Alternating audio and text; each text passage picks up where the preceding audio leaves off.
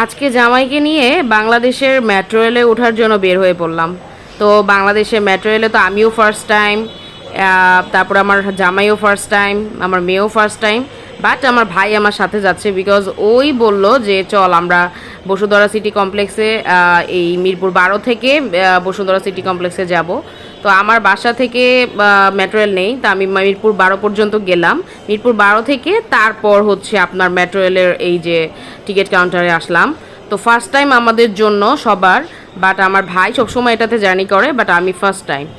তো আজকের জার্নিটা কেমন হতে যাচ্ছে চলুন দেখি। আর একটা দুঃখের খবর একটু পরেই আপনারা জানতে পারবেন। ওই তো আমার ভাই লাইনে দাঁড়িয়ে পড়েছে এবং ও টিকিট কাটছে। তো আমাদের সবার জন্যই কাটছে। তো আমরা তো আর সিস্টেম জানি না, ও কেটে দিচ্ছে, আমরা দেখছি।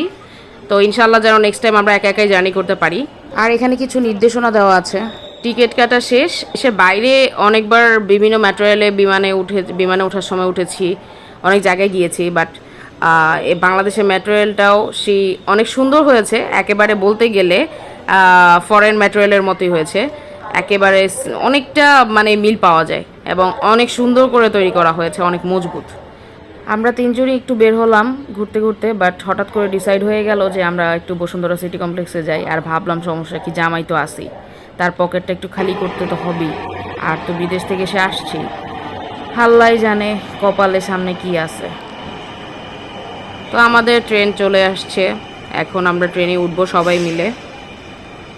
যেহেতু ফার্স্ট টাইম মেট্রো রেলে উঠতেছে, একটু তো এক্সাইটেড তাই না? কিন্তু মানুষের যেই কোলাহল, ও মাই গড, আমার সামনে একটা লোক পড়ে যাচ্ছিল। তো যাই হোক, এখন কথা হচ্ছে এই তো এত মানুষের ভিড়ে কিভাবে উঠবো সেটাই ভাবছি। এই দাঁড়িয়ে দাঁড়িয়ে যেতে হবে, সিট তো দূরের কথা, সেটা তো পাওয়াই যাবে না। মানুষ এতটাই মেট্রো রেলে সন্তুষ্ট যে মানে মেট্রো রেল ছাড়া মনে হয় মেট্রো রেলে তারা যত টাকা একটু বেশিও যদি হয় টিকিট, তারপরও কিন্তু তারা মেট্রো রেল দিয়েই যাতায়াত করার চেষ্টা করে। কারণ মানে আমরা রোডে দিয়ে চলতে গেলে যেই পথে আমাদের 1 ঘন্টা সময় লাগবে, মেট্রো রেল সেখানে আমাকে 5 মিনিটে পৌঁছে দেবে। ও মাই গাড, বল, অবিশ্বাস্যকর। আর এত দ্রুত একটা জায়গায় আমি পৌঁছে যেতে পারা শর্ট টাইমের মধ্যে, টাকার দিকে কে তাকায়? তো আজকাল আমরা তো কত জায়গায় কত টাকা খরচ করে ফেলি। তো বেবি, তুমি কোথায়? মেট্রো রেলে। ওয়াফা, তোমার বাংলাদেশের মেট্রো রেলটা খুব মজা লাগছে না? জি মাম্মি। অনেক মজা পেয়েছো না? হ্যাঁ। আমরা দাঁড়িয়ে থেকেও অনেক মজা পাইছি, কারণ আমাদের একটু খারাপ লাগেনি। কারণ আমরা বসতে না পারলে কি হবে, আমরা তো ঠিকই এসির মধ্যে অনেক ঠান্ডার মধ্যে সুন্দরভাবে আরামসে 5 মিনিটও লাগে নাই, 2 মিনিটের মধ্যে আমরা এসে 12 নম্বর থেকে পান্থপথে চলে আসছি, তাই না? এখন আমরা নেমে পড়ছি, আমাদের চলে আসছি, আমরা পান্থপথে চলে আসছি। বসুন্ধরা সিটি কমপ্লেক্সে যাব সেই প্ল্যান করে আসা। আর এই তো আমার ভাই বলল যে ভাইয়া আমাকে কয়েকটা ছবি তুলে দেন, সুন্দর করে। ওরা দুজন ফটোশ্যুট করতেছিল, কিছুক্ষণ ফটোশ্যুট করলো, তারপরে ফটোশ্যুট শেষ করলাম। তো শেষ করে এই তো নেমে পড়লাম, নেমে পড়ে এই তো এখনই তো মানে কি বলবো, এই এখনই আসতেছে আমাদের জন্য একটা দুঃখের ব্যাড নিউজ। আচ্ছা যাই হোক, আমরা এখন বের হয়ে যাব, কার্ডটা জমা দিব। তো টোটালি আমার একটা এক্সপিরিয়েন্স হলো যে আমি কোথাও যাওয়ার সময় খুব ইজিলি এখন যেতে পারবো, আর সিস্টেমটাও জানা হয়ে গেছে। সব দেশের সিস্টেম তো আর একরকম না, এখানকার সিস্টেম বাংলাদেশেরটাও সিস্টেম একরকম, অন্য দেশেরটা অন্যরকম।